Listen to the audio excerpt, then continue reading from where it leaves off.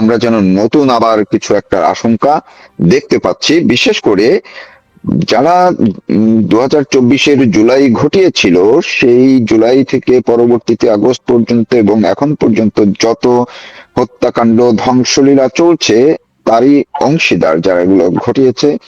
মার্কিন ডিপ স্টেটের কথা যাদেরকে বলা হয়, সেই পুরনো মার্কিন বলয় যেন আবার একটু ভিন্ন চেহারায় সক্রিয় হয়ে উঠেছে। কিন্তু কেন? তাদের উদ্দেশ্য কি? তারা আবার কি করতে চায়? বিশেষ করে বাংলাদেশ আওয়ামী লীগের সভানেত্রী শেখ হাসিনা যখন থেকেই দেশে ফেরার ঘোষণা দিয়েছেন, তখন থেকেই যেন মাথা খারাপ অবস্থা এই মার্কিন পুরনো বলয়ে। কিন্তু কেন, জানার চেষ্টা করব। আমার সঙ্গে যুক্ত আছেন যুক্তরাষ্ট্রের সাংবাদিক, স্টেট ডিপার্টমেন্টের সাংবাদিক, যিনি দস্তগীর জাহাঙ্গীর। আমি আপনাকে শুভেচ্ছা জানাচ্ছি, স্বাগত জানাচ্ছি আমাকে সময় দেওয়ার জন্য। আপনাকে অসংখ্য ধন্যবাদ আমাকে আমন্ত্রণ জানানোর জন্য, আপনার সাথে সংযুক্ত করার জন্য অসংখ্য ধন্যবাদ। জি, আমি একটু শুরুটা করতে চাই যে এই একজন সাবেক মার্কিন কূটনীতিক এর মধ্যে হঠাৎ করেই বললেন শেখ হাসিনার মৃত্যু হবে হয়তো কারাগারে, নয়তো নির্বাসনে। তিনি একই সঙ্গে বলে ফেললেন যে আওয়ামী লীগের উচিত এইসব না করে আবার সংস্কারের মাধ্যমে দেশের রাজনীতিতে ফেরার চিন্তা করা। তো এই যে জন কেন হঠাৎ করে সক্রিয় হলেন, এর পেছনে কি আছে? অসংখ্য ধন্যবাদ। আপনি শুরুতেই মৌলিক আলাপে চলে গেলেন। জন ড্যানিলোভিচ একজন প্রাক্তন মার্কিন, আমরা যেটাকে বলি যে দূতাবাসে যারা চাকরি করে, বিভিন্ন লেয়ারে চাকরি করে, কিন্তু সবাইকেই ভিসা আর ক্যাটাগরি অনুসারে বলা হয় যে তারা ডিপ্লোম্যাট, কিন্তু আসলে তারা অনেক কাজই করেন যেসবগুলো ডিপ্লোমেসির সাথে হয়তো বা কোনো সংযুক্তি নয়। হয়তো বা আমি এটা বলবো কেরানিগিরির চাকরি হতে পারে, কিন্তু ভিসাটা তো ডিপ্লোম্যাট ভিসা। ডিপ্লোমেটের কভারে তাকে থাকতে হয় যাতে করে সেই দেশে তার কার্যকলাপে কোনো বাধা সৃষ্টি না হয়। এবং ডিপ্লোমেট ভিসা হলে সেখানে তাদের যে দূতাবাস, সেটা তো আসলে প্রতিটি স্বাধীন দেশের দূতাবাস কিন্তু সেটা সার্বভৌম সেখানে। অতএব সেখানে যারা চাকরি করবে তাদের কার্যকলাপের জন্য আমরা যদি বলি ভিয়েনা কনভেনশন অনুসারে তারা বিভিন্ন সুযোগ সুবিধা পায় এবং তাদের থাকে, সেটার জন্য তাকে হয়তোবা আমরা যারা সংবাদ কর্মী তারা অনেক সময় লিখি বা বলি যে উনি একজন কূটনৈতিক প্রাক্তন, বাট ইটস নট কারেক্ট। আমি যতটুকু ওয়াশিংটন ডিসিতে বসে বলছি, আমি যেটা দেখতে পেয়েছি যে 2024-এর জুলাই এবং জুলাই পরবর্তী সময়ে তাকে এক্স হ্যান্ডেলে প্রাক্তন টুইটারে বিভিন্ন গ্রুপে বাংলাদেশি উগ্রবাদীদেরকে উনি বিভিন্ন ভাবে সন্ত্রাসের মদত এবং ট্রেনিং দিচ্ছেন। আমি এটা বলি এই জন্যে, আমি কোনো এক কারণে কোনো একটা এক্স হ্যান্ডেলের কোনো একটা গ্রুপে কিভাবে জানি ঢুকে পড়ি, আমি কিন্তু সত্যি জানি না। ক্লিক ক্লিক ক্লিক আমি একটা গ্রুপে ঢুকে গেলাম। ওইখানে গিয়ে দেখি এই জন ড্যানিলোভিচ সে বাঙালি দেরকে ট্রেনিং দিচ্ছে কি করে আগামী 10 দিন, আগামী 15 দিন, আগামী 90 দিন শেখ হাসিনার নামে কি কি কুৎসা রটাতে হবে, কিভাবে রটাতে হবে। তা আমি তো চুপচাপ, আমি একদম এখানে স্বীকার করছি, আমি চুপচাপ বসে আছি, কিন্তু আমার নাম তো সেখানে দেখা যাচ্ছে, আমার নাম তো ভেরিফাইড। কিছুক্ষণ পর এই জন বলল, ও আমাদের এখানে, ইংলিশে বলছিল, আমাদের একটা অতিথি বলে নাই, ইন্ট্রোডারের মতন করেই বলছে যে আছে, but we don't care, we really don't care. কিন্তু এটা বলার কারণ হলো যে আমি এটা তুলে ধরার কারণ হলো তার কিছুদিন পরই সে এক্স হ্যান্ডেলে আমার নামে কুৎসা অনেক কিছু লিখেছে। সে যেমন সে সেখানে আমার নাম নিয়ে বলেছে যে ওকে আসলে কে পে করেছে, তার আয়ের উৎস কি। কারণ $29 মিলিয়ন কথা যখন ডোনাল্ড ট্রাম্প বললেন, আমি কিন্তু কারণ নাম না নিয়ে বলছি, ডোনাল্ড ট্রাম্প যেহেতু বলছেন 2 জন ব্যক্তির প্রতিষ্ঠান, তো এই 2 জন ব্যক্তির প্রতিষ্ঠান, তাহলে আমি যতটুকু জানি সেখানে 2 জন ব্যক্তি ছিলেন, যেন একজন ইতিমধ্যে অ্যাম্বাসেডর পরলোক গমন করেছেন। আমি তাদের নাম না নিয়ে একটা স্ট্যাটাস দিই, তারপরে সে তো দেখলাম তেলে বেগুনে জ্বলে উঠলো এবং আমার নামে কুৎসা করলেন। So it's alright. এখন বিষয়টা হলো যে এই লোকটাকে আমরা বাংলাদেশি বিরোধীরা, মানে বাংলাদেশ বিরোধী বলতে আমি এই কথা বলছি 1971 সনে যারা বাংলাদেশকে স্বাধীন দেখতে চাননি, যারা পাকিস্তানের অংশ হিসাবে এই আমাদের বঙ্গকে দেখতে চেয়েছেন পূর্ব পাকিস্তান হিসাবেই, সেই অংশটাকে সে আসলে পেইডলি ট্রেনিং দিচ্ছে এবং এখনো তাদের হয়ে কাজ করছে। এখন আমরা যদি অ্যানালাইসিস করি উনি কি প্রায় একজন কূটনীতিক হিসেবে কাজ করছেন? অবশ্যই নয়। যেহেতু স্টেট ডিপার্টমেন্টের কোনো একটা অংশে এবং বাংলাদেশে উনি অবস্থান করেছেন, আমরা বাঙালিরা সাধারণত একদম, এটা আমার যদি কেউ বিরোধিতা করেন তাহলে আমি এই বিষয়ে দীর্ঘ তর্কে যেতে রাজি আছি, আমরা বাঙালিরা সাদা মানুষের কাছে নত জানু হয়ে থাকি এবং তাদেরকে নিয়ে কাজ করতে চাই। তারা এখানে এসে একজন ভিক্ষুক হতে পারে, একজন এমনকি আমি বলি যে গৃহহীন হতে পারে, কিন্তু সে সাদা মানুষ, তাকে সামনে নিয়ে কথা বলানো। অতএব আপনার মৌলিক প্রশ্নে এখন ফিরে একটু দেখি কথা বলতে পারি কিনা। সেটা হলো যে বাংলাদেশের সর্বশেষ স্বাধীন প্রধানমন্ত্রীকে যখন বাংলাদেশের সশস্ত্র বাহিনী তাদের নিজস্ব বিমানে করে অন্য একটি দেশে পৌঁছে দিয়ে আসেন এবং সেটা প্রোটোকল দিয়ে পৌঁছে দিয়ে আসেন, এখানে তাহলে শব্দটা কখনোই প্রয়োগ করার কোনো উপায় নেই যে উনি পালিয়ে গেলেন। পালিয়ে গেলে তো ওনাকে পালিয়ে যেতে হতো, কিন্তু ওনাকে বাংলাদেশের বিমান বাহিনীর একটি বিমানে করে অন্যান্য সশস্ত্র বাহিনীর সদস্যরা সাথে করে ভারতের সাথে তারা যোগাযোগ করে ভারতে ওনাকে পৌঁছে দিয়ে আসেন। সেই ব্যক্তিটা যখন এখন হুঙ্কার দিচ্ছেন বা বলছেন যে আমি আমার দেশে ফিরবো, এই দেশে ফেরাটা নিয়ে এই যে সার্বিক একটা পরিস্থিতি তৈরি হয়েছিল 2024 জুলাই মাসে, এই পরিস্থিতির পেছনে যে দীর্ঘ সময় যারা কাজ করেছেন তাদের তো এখন তাহলে বিপদ হয়ে যাবে। কারণ বিপদ হয়ে যাবে এই জন্যে যে তাদের যে দীর্ঘমেয়াদী পরিকল্পনা যে শেখ হাসিনাকে সরিয়ে বাংলাদেশে একটি জঙ্গি রাষ্ট্র হিসাবে প্রতিষ্ঠিত করতে পারলে সেখানে ভাগ বাটোয়ারা, বা আমরা বিভিন্ন দেশের উদাহরণ দিতে পারি, মিডল ইস্ট এমনকি আফগানিস্তানের, যেখানে বিভিন্ন দেশের সৈন্য বিভিন্নভাবে উপস্থিত থাকে। স্পেশালি আপনারা জানেন সিরিয়ার সমস্ত জায়গায় পৃথিবীর Russia, America, turkey, Iran, Israeli সৈন্যদের উপস্থিতি তারা দখল করে তাদের কাজ করছে। সেই রকম একটা রাষ্ট্রকে, বাংলাদেশকে অকার্যকর রাষ্ট্র করে সেখানে বসে চায়নাকে নিয়ন্ত্রণ করা, ভারতকে নিয়ন্ত্রণ করা, এই সকল পরিকল্পনাতে যেহেতু সাকসেস হয়নি, বাংলাদেশের সাধারণ মানুষের তীব্র আন্দোলন বলবো না, সবে অসহযোগিতার জন্য যখনই ইউনূস সরকার এই দুঃশাসন চালিয়েছেন, অত্যাচার করেছেন, কিন্তু ইউনূস সরকারের সকল গোপন কথা যখন আমরা প্রবাস থেকে বলছি, বিদেশ থেকে বলছি, এবং বাংলাদেশের ভিতরে এটা মানুষ রাস্তায় নামতে পারেনি, তাদেরকে হত্যা করা হয়, তাদেরকে জেলে নিয়ে পরে হত্যা করা হয়, কিন্তু মানুষের মনোভাব তো তারা প্রকাশ করেছে, যার জন্যে তার আজীবন ক্ষমতায় এবং সেখানে একটা জঙ্গিবাদী রাষ্ট্র তৈরি করার পায়তারা থেকে তারা সরে আসে। এবং ভারতের সাথে অনেকটা আমি বলবো আন্তর্জাতিক পরিস্থিতির কারণেই ভারতের বলবো যে ভারতকে বাদ দিয়ে সে বিষয়টা ঘটাতে পারে না বলেই তথাকথিত একটি নির্বাচনের মাধ্যমে বিএনপিকে ক্ষমতা হস্তান্তর করে তারা কিন্তু খেলোয়াড় হিসাবে পিছন থেকে এখনো নিয়ন্ত্রণ করছে। সেই নিয়ন্ত্রণে দেখতে পাচ্ছেন যে 209 সিটধারী বাংলাদেশ জাতীয়তাবাদী দল, তারা কিন্তু তাদের সেই ক্ষমতা দেখাতে পারছে না যে আমরা আসলে ক্ষমতায়।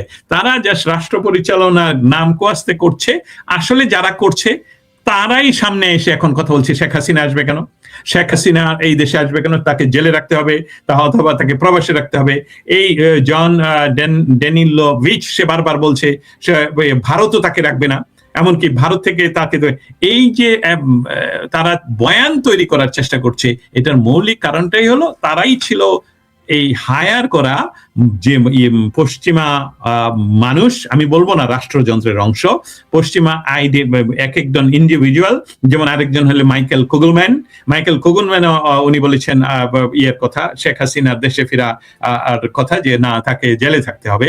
আমার কথাটা হলো যে আপনি যে প্রশ্নটা করেছেন সেটা আপাতত এইভাবেই বলবো যে তাদের অস্তিত্বের প্রশ্ন এবং তারা যে কাজ করেছে সেই কাজটাকে তো ধরে রাখতে হবে। সেই কাজটা তো ধরে রাখার জন্য তাদের কিন্তু কন্ট্রাক্ট শেষ হয়ে যায়নি, যাদের সাথে কন্ট্রাক্ট, সেই কন্ট্রাক্টের কাজগুলো শেষ হয়ে যায়নি। অতএব তারা আবার নড়ে চড়ে বসেছে যে শেখ হাসিনার উপর, আওয়ামী লীগের উপর তারা বলতে চাচ্ছে, এমনকি তারেক বলছে না।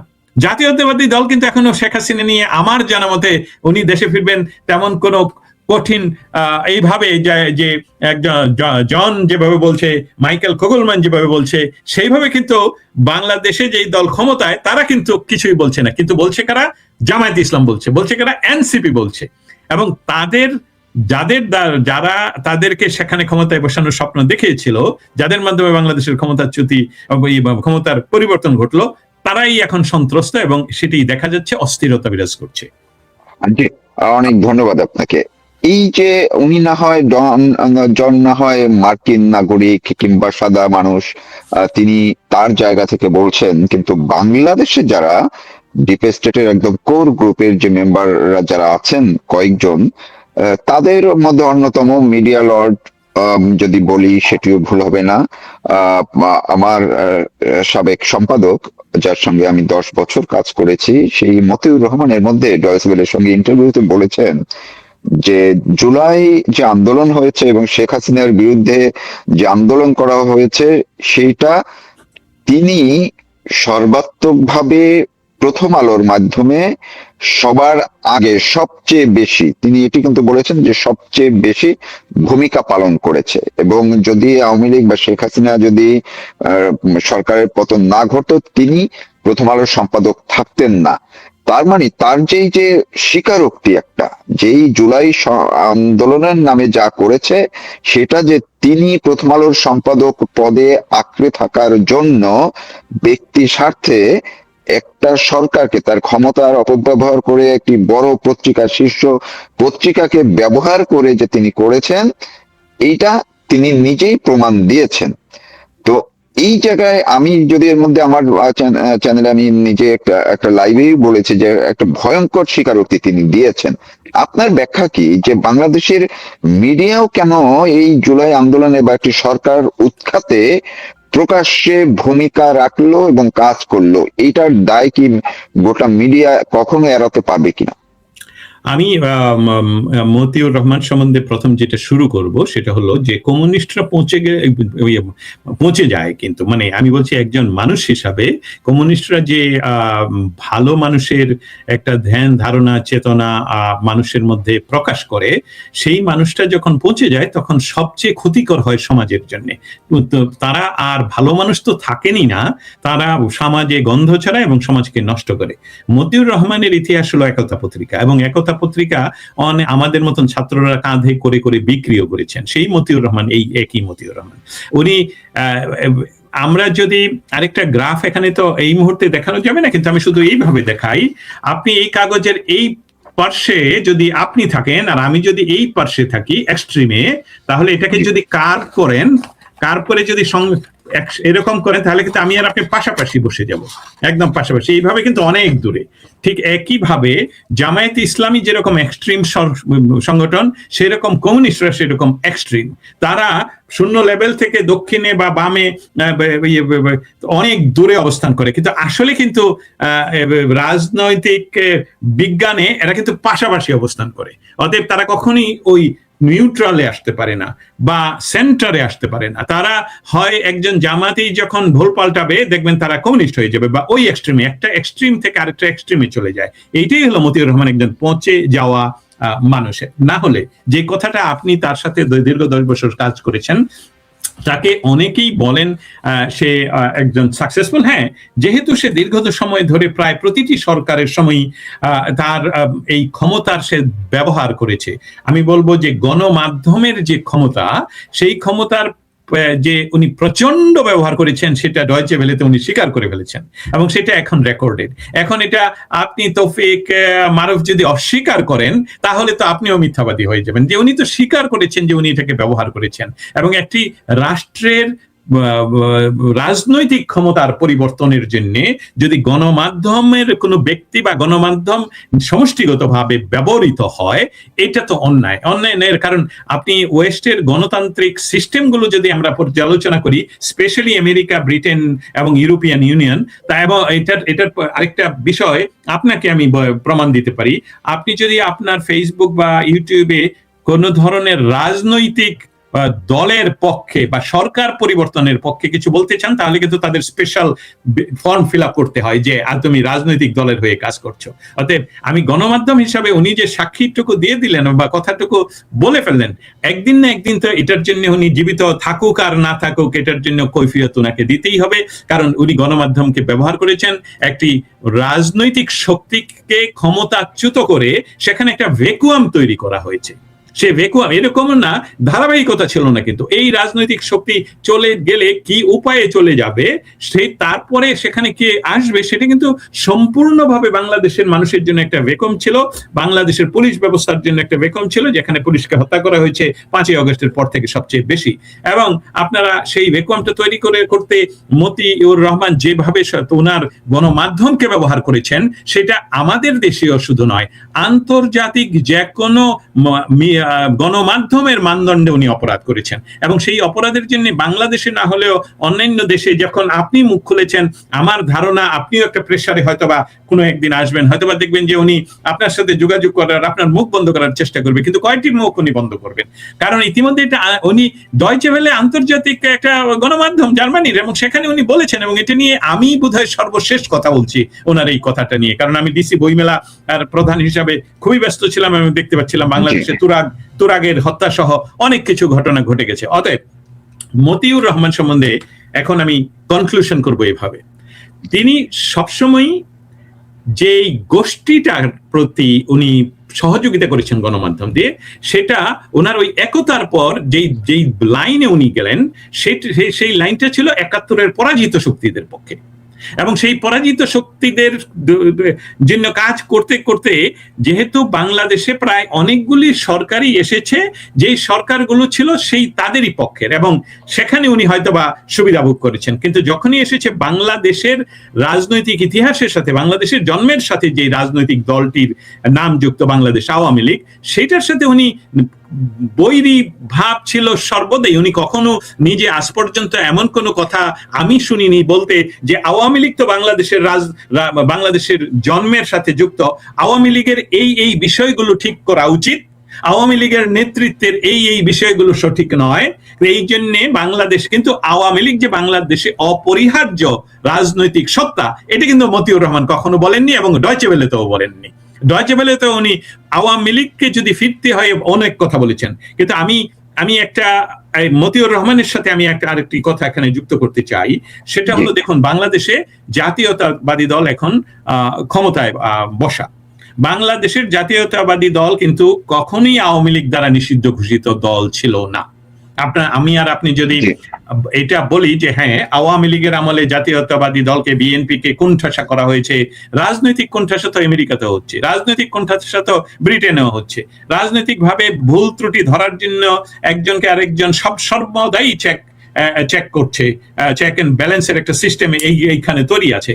সেখানে বিএনপি ইউনূসের তৈরি করা অধ্যাদেশকে আইনে পরিণত করে যে ভুল কাজটুকু করলেন, সেটার জন্য আমি মনে করি যেটার জন্য বিএনপি ভবিষ্যতে আসলে বড় মাসুল দিতে হবে। বাংলাদেশের রাজনৈতিক স্পেকট্রাম বলেন, বাংলাদেশের রাজনৈতিক ফ্যাব্রিক বলেন, যে ক্ষতি এখন হচ্ছে, সেটার জন্য মতিউর রহমানের মতন ব্যক্তি এত ধৃষ্টতা দেখাতে পারে এবং বলতে পারে যে উনি এই ষড়যন্ত্রের অংশ ছিলেন এবং এই গণমাধ্যমকে উনি ব্যবহার করেছেন। অতএব আমি মনে করছি, যেহেতু উনি সম্মুখে আরেকটি গণমাধ্যমে উনি সাক্ষী দিয়েছেন, সেটার জন্য বাংলাদেশের সাধারণ মানুষের কাছে যেহেতু উনি ইতিমধ্যে এটা প্রমাণ করেছেন নিজে, আমি আর আপনি না বলে, অতএব সাধারণ মানুষই, প্রথম আলো সহ ওনার বিচার ইতিমধ্যেই শুরু হয়েছে। এই অর্থে আমি বলবো যে গণমাধ্যমের যে আমরা কেউ নিরপেক্ষ নই, কিন্তু তারপরেও গণমাধ্যমের যে নিরপেক্ষতা, রাজনৈতিক নিরপেক্ষতার কথা বলছি, সেটা উনি হারিয়েছেন। আমার মনে হচ্ছে এটা প্রচন্ড একটা ক্ষতির কারণ হবে প্রথম আলোর জন্য। অতএব প্রথম আলোর যারা ইনভেস্টর, যারা এটার অর্থনৈতিক মালিক, তারাও হয়তো বা ভেবে চিন্তে দেখবেন এই মতিউর রহমানের ভবিষ্যৎ। ধন্যবাদ। আমি শেষ করব, সেটি হচ্ছে জুলাই নিয়ে।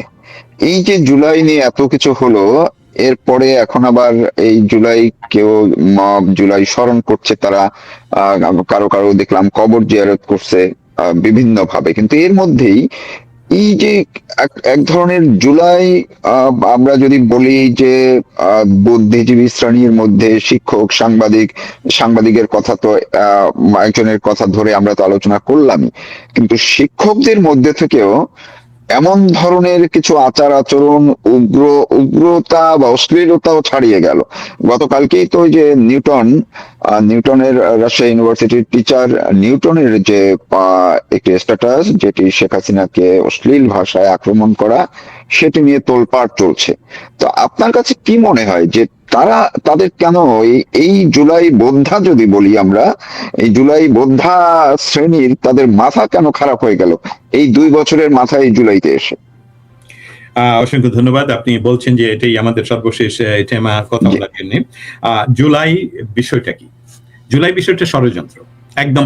এটাকে আর আমরা অন্য কোনো শব্দ ব্যবহার করা ঠিক নয়। ষড়যন্ত্র হয়েছে বাংলাদেশকে 71-এর পরাজিত শক্তির কাছে ফেরত দেয়া। এটাই ঘটলো। এটা ঘটলো, আপনি দেখতে পাচ্ছেন যে জিয়াউর রহমান নিজে নিয়ে আসলেন গোলাম আজমকে। গোলাম আজমকে আমাদের বাংলাদেশের নাগরিকত্ব ফিরিয়ে দেন খালেদা জিয়া। সেই গোলাম আজমের ছেলে যে মিথ্যুক, যে তার গামছা দেখিয়েছেন 8 বছরের পুরান, তাকে এই গত 24 ঘন্টা আগে বোধহয় তাকে মেজর জেনারেল পদে উন্নত দেওয়া হলো, পদোন্নতি, এবং বহু টাকা পয়সা দেওয়া হলো। তাহলে কি বিষয়টা কি দাঁড়াচ্ছে? বিষয়টা দেখুন যে জয় বাংলা স্লোগান 71 সনের 9 মাস বাংলাদেশে শিশু, আবাল, বৃদ্ধ বনিতা উচ্চারণ করতে পারে নাই, তাদেরকে নৃশংসভাবে হত্যা করা হয়েছে। আজকে কিন্তু সেই 9 মাস কাল চলছে। 71-এর 9 মাস বাংলাদেশ আওয়ামী লীগের সদস্য হিসাবে যদি আপনাকে সন্দেহ করা হতো, আপনাকে গুম, হত্যা, সমস্ত কিছু করা হচ্ছে। এখন কিন্তু তারেক জিয়া এখন ক্ষমতায়, কিন্তু তাই ঘটছে। অতএব পরাজিত শক্তি, এবং তারা কিন্তু এখনো সেই বয়ানই দিচ্ছে যে এই বিষয়টা 71-এর পরাজয়ের, আমরা 71-এর যে ভারতীয় সহযোগিতা আমাদেরকে স্বাধীনতার, সেটাকে তারা বলছে ভারত পাকিস্তানের যুদ্ধ, এবং আমরা অবশ্যই বাঙালিরা চাই, তাদের কথা বলছি যে আমরা পাকিস্তানের সেই যে একটা ক্ষুদ্র অংশ, সেই ক্ষুদ্র অংশটাই এখন ক্ষমতায় বসেছে, এবং তারেক জিয়া তাদের মাধ্যমে ক্ষমতায় আসার জন্য এই বিষয়গুলোকে মেনে নিচ্ছেন। এখন জুলাইয়ের সাথে বিএনপির আদৌ সেই মুহূর্তের সম্পর্ক কি, সেটা নিয়ে একটা বিরাট আলোচনার বিষয়। যেহেতু অনেক রাজনৈতিক অঙ্কের জন্য, থিওরির জন্য, সমীকরণের জন্য বলতে চাচ্ছি, জামায়াতে ইসলাম এবং জঙ্গিবাদকে বাংলাদেশে সরাসরি ক্ষমতায় বসানো গেল না, তার অল্টারনেটিভ হিসাবে বিএনপিকে ক্ষমতায় বসানো হলো। শর্ত হলো যে আওয়ামী লীগকে তারা ফিরতে যাতে না দেয়। সেখানে জুলাই যেহেতু একটা ষড়যন্ত্রের অংশ, জুলাই যেহেতু কোনো ক্রমে একটা ভদ্রলোকের আন্দোলন নয়, ভদ্রলোক বলতে আমি বলছি কোন সিভিলাইজ সোসাইটির কথা বলছি, সেই জন্য জুলাইয়ের যে যারা সামনে তাদেরকে রাখা হলো ডলার দিয়ে, তাদের মুখের ভাষা যেমন সা মা উচ্চারণ করলাম না, এই ভাষাগুলো যারা ব্যবহার করছে, এবং তখন তাদের গায়ে লাগে না। যেটা আপনি বললেন যে একজন তথাকথিত, আমি বলবো ধিকৃত, যদি উনি কোথাও শিক্ষকতা করেন, শিক্ষকতা করলে তো ওই শব্দ উচ্চারণের বিষয় থাকতে হবে। আমরা তো ইচ্ছা করলে সা মা উচ্চারণ করতে পারছি না। এবং সেইটার এগেইনস্টে দেখুন বাংলাদেশের, আমি বলবো যারা সফট পাওয়ার, রাজনৈতিক দলগুলোর সফট পাওয়ার যারা, তাদের মধ্যে শাওন কিন্তু একটা দুর্দান্ত কাজ করলো গতকালকে। উনি যেভাবে উচ্চারণ করলেন, উচ্চারণটা করাতে সবচেয়ে বেশি জ্বলে গেল ওনাদের যারা সা মা উচ্চারণ করেন। এখানে সামা উচ্চারণের লোকগুলোর কথা বাংলাদেশের শিশুদেরকে বই পুস্তকে নাকি দেওয়া হবে, তাহলে আমরা আমাদের ছেলেমেয়েরা, ভবিষ্যৎ প্রজন্ম কি সেসবগুলো শিখবে? সে কি বলেছিল রাজপথে? অবশ্যই সেটাকে বাধা দেওয়ার জন্য এই সফট পাওয়ার গুলো কাজ করে যাচ্ছে। সেই জন্য এই যে গাত্রদাহ, তাদের যে তারা যে বুঝতে পারছে যে বাংলাদেশের মানুষকে সেই সময়ে জুলাই মাসে মেটিকুলাসলি ডিজাইনের অংশ হিসাবে বিদেশি পয়সায়, এমনকি ফেসবুককে ব্যবহার করে, সামাজিক মাধ্যমকে ব্যবহার করে কোটি কোটি ডলার ইনভেস্ট করে বাংলাদেশের ব্র্যাক ইউনিভার্সিটি সহ বিভিন্ন এই প্রাইভেট ইউনিভার্সিটি গুলো ব্যবহার করে কন্টিনিউয়াসলি, এমনকি বাংলাদেশে যদি হিরো আলমকে কেউ কিছু কথা বলছে, সেটা নিয়েও স্টেট ডিপার্টমেন্ট কথা বলেছে নিজেরা, প্রশ্নকর্তার আগেই ওরা কথা বলেছে বাংলাদেশের বিষয় নিয়ে। অতএব এখন যখন তুরাগে সমানে হত্যা হচ্ছে, এখন যখন জেলে হত্যা হচ্ছে, এখন যখন মার সামনে মেয়েকে রেপ করে হত্যা করা হচ্ছে প্রতিদিন, তখন কিন্তু আমাদের এখানে কোনো ধরনের উচ্চবাচ্য হচ্ছে না, কোনো ধরনের কথা হচ্ছে না। অতএব জুলাইয়ের এই যে সেন্টিমেন্ট, যেই সেন্টিমেন্ট মানুষের মনে চেঞ্জ হয়ে গেছে শতভাগ, আমি বলবো যে জুলাই ছিল ষড়যন্ত্র, এবং তারা ব্ল্যাকমেইল করে মানুষকে রাস্তায় নামিয়ে তারা নিজেরা দল তৈরি করে ক্ষমতার অংশ হিসাবে কোটি কোটি টাকা না শত কোটি টাকার মালিক হয়ে বসেছে এবং বাংলাদেশকে একটা জঙ্গি রাষ্ট্র তৈরি করছে। সেই জন্য এই জুলাই সিডিআই শব্দটা যতই আমরা উচ্চারণ করি আর না করি, এই বিষয়টা কিন্তু তাদের জন্য খুবই পীড়াদায়ক এবং তারা এটাকে ভয় পায়, কারণ বাংলাদেশে এখন তাদের আর জায়গা নেই। সেই অর্থে আমি আরেকটি কথা বলতে চাই, শাওন যে কাজটুকু করলো, আমি একজনের নাম নিতে চাই, আমি আসলে ওনার বিরুদ্ধে বলছি না, কিন্তু একজনের নাম নিয়ে সার্বিক বিষয়টা বুঝাতে চাই। দেখুন, বাংলাদেশের এবং পশ্চিমবঙ্গের একজন খুব প্রতিষ্ঠিত রবীন্দ্র সঙ্গীত শিল্পী বন্যা তো একটি কথাও বলছেন না। আজ পর্যন্ত আমি শুনি নাই কোথাও তিনি বাংলাদেশে যে 32 নাম্বার ভাঙ্গা সহ বাংলাদেশ বিরোধী কাজগুলো হলো, উনি তো একটি প্রতিবাদী হয়ে গান করতে পারতেন, রবীন্দ্রসঙ্গীত করতে পারতেন, বলতে পারতেন এই দেশ আমার নয়, এই দেশ আমাদের থাকতে পারে না। অতএব আমি মনে করছি ইতিমধ্যে কাফেলা অনেক বড় হয়ে গেছে, যে আমাদের বাংলাদেশকে যারা 71-এর সময়, আমি এই মুহূর্তে কিছু কাজ করছি সেটা আপনাকে আমি জানাই, বাংলাদেশের সাধারণ মানুষের সাথে আমি কিছু ইন্টারভিউ নিচ্ছি।